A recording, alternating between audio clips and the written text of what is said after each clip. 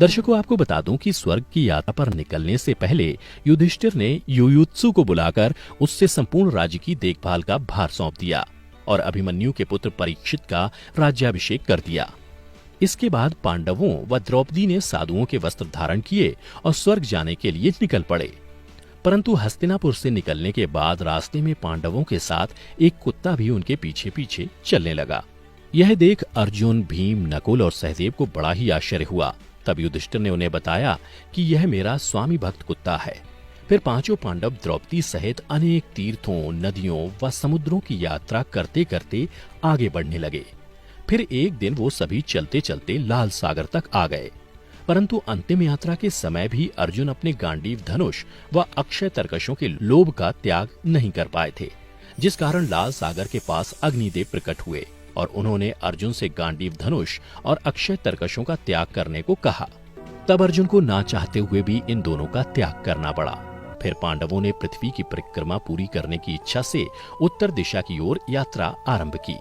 इस तरह यात्रा करते करते पांडव हिमालय तक पहुंच गए, जहां उन्हें केदारनाथ में शिव के दर्शन हुए और उन्हें बंधु बांधवों की हत्या के पाप से मुक्ति मिली। फिर भगवान शिव ने उन्हें स्वर्ग का मार्ग बताया था। पांडव आगे बढ़े तो उन्हें बालू से भरा समुद्र दिखाई पड़ा। इसके बाद उन्होंने सुमेरु पर्वत के दर्शन किए। फिर वे सभी सशरीर स्वर्ग की ओर बढ़ने लगे। तभी इंद्रदेव वहां प्रकट हुए और उन्होंने पांडवों से कहा, मैं तुम लोगों को लेने आया हूं।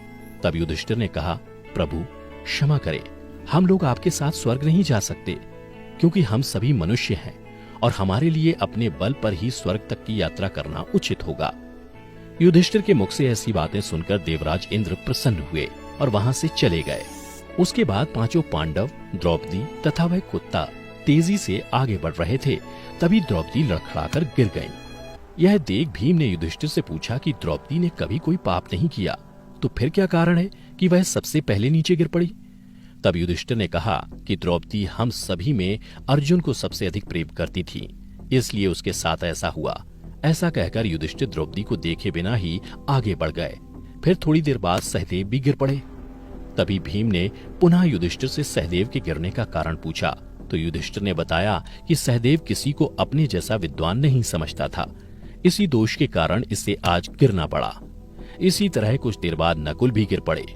फिर भीम के पूछने पर युधिष्ठिर ने बताया कि नकुल को अपने रूप पर बहुत अभिमान था, इसलिए आज इसकी यह गति हुई। उसके थोड़ी देर बाद अर्जुन भी गिर पड़े। यह देख युधिष्ठिर ने भीमसेन को बताया कि अर्जुन को अपने पराक्रम पर अभिमान था।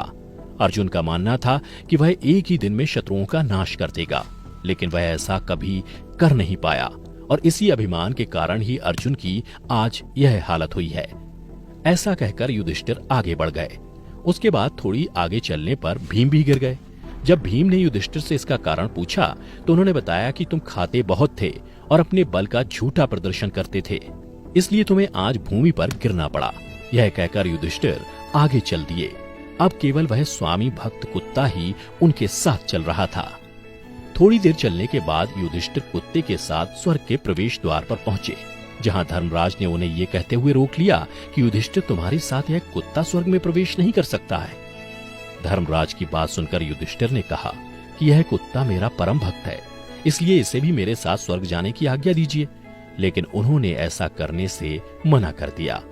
परंतु जब काफी देर तक समझाने पर भी युधिष्ठिर कुत्ते के बिना स्वर्ग जाने के लिए नहीं माने, तो कुत्ते के रूप में यमराज अपने वास्तविक रूप में आ गए। दर्शकों, आपको बता दूं कि युधिष्ठिर जिस कुत्ते को पूरे रास्ते अपना स्वामी भक्त कुत्ता समझ रहे थे, वास्तव में वह कुत्ता मृत्यु के देवता यमराज थे। युधिष्ठिर को अपने धर्म में स्थित देखकर यमराज यानी धर्मराज बहुत प्रसन्न हुए। इसके बाद धर्मराज युधिष्ठिर को अपने साथ स्वर्ग ले गए।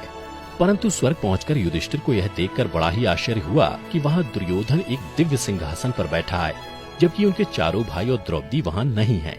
तब युधिष्ठिर ने देवताओं से कहा कि मेरे भाई तथा द्रौपदी जिस लोक में गए हैं, मैं भी उसी लोक में जाना चाहता हूँ। मुझे उनसे उत्तम लोक में नहीं रहना है। तब देवताओं ने कहा कि यदि आपकी ऐसी ही इच्छा है तो आप इस देवदूत के साथ चले जाइए, यह आपको आपके भाइयों के पास पहुंचा देगा। युधिष्ठिर उस देवदूत के साथ चले गए। उसके बाद देवदूत युधिष्ठिर को ऐसे मार्ग पर ले गया जो बहुत ही दुर्गम और खराब था। उस मार्ग पर चारों ओर घोर अंधकार फैला हुआ था। सभी ओर लाशों का अंबार लगा हुआ था जिनसे दुर्गंध आ रही थी। इसके अलावा लोहे की चोंच वाले कौवे और गिद्ध मंडरा रहे थे। वह असिपत्र नामक नरक था।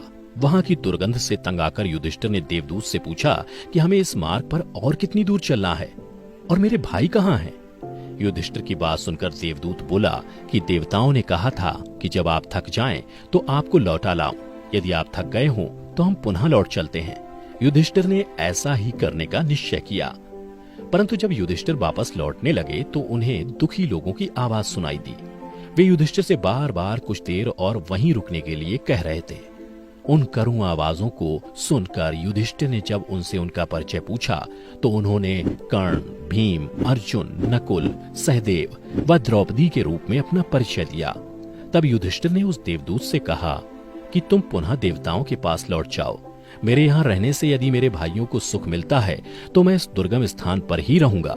उसके बाद उस देवदूत ने ये बात जाकर देवराज इंद्र को बता दी। फिर कुछ क्षण पश्चात सभी देवता भी युधिष्ठिर के पास आ गए। देवताओं के आते ही वहां सुगंधित हवा चलने लगी। चारों ओर उजाला हो गया। यह देख युधिष्ठिर ने देवताओं से पूछा कि हे देवगण, मुझे पहले यह बताइए कि ये सब क्या है? तब देवराज इंद्र ने युधिष्ठिर को बताया कि तुमने अश्वत्थामा के मरने की बात कहकर छल से द्रोणाचार्य का वध करवाया था।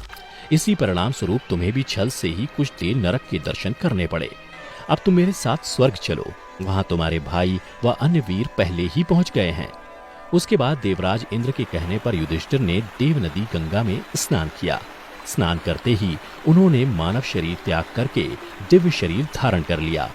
इसके बाद बहुत से महर्षि उनकी स्तुति करते हुए उन्हें उस स्थान पर ले गए जहां उनके चारों भाई आनंद पूर्वक विराजमान थे।